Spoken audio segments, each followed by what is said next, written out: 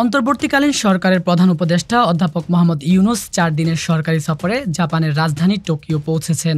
আজ বুধবার স্থানীয় সময় বেলা ২টা ৫ মিনিটে ক্যাথে প্যাসিফিক এয়ারলাইন্সের একটি বিশেষ ফ্লাইটে তিনি নারিতা আন্তর্জাতিক বিমানবন্দরে পৌঁছান।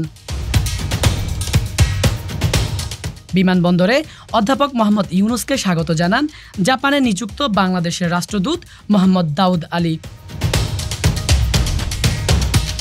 জাপান সফরে অধ্যাপক ইউনূস নিক্কেই ফোরামের ফিউচার অব এশিয়া সম্মেলনে অংশ নেবেন। এছাড়া জাপানের প্রধানমন্ত্রী শিগেরু ইশিবার সঙ্গে দ্বিপাক্ষিক বৈঠক অনুষ্ঠিত হবে বলে জানান প্রধান উপদেষ্টার প্রেস সচিব শফিকুল আলম।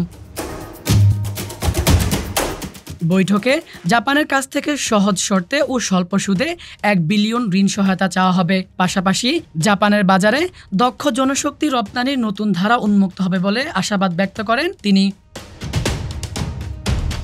৪ দিনের রাষ্ট্রীয় সফর শেষে আগামী সপ্তাহে দেশে ফেরার কথা রয়েছে প্রধান উপদেষ্টার। ফাহিমুল ইসলাম, ডেস্ক রিপোর্ট, বিডি আর্কাইভ।